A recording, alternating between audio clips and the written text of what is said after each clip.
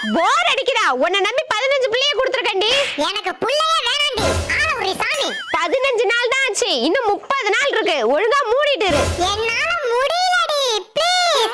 என்னடி பிரச்சனை உனக்கு? புள்ளையா இதெல்லாம்? ஒன்னு அங்க ஓடுது, ஒன்னு இங்க ஓடுது. என் பேச்ச கேட்கவே மாட்டேங்குது.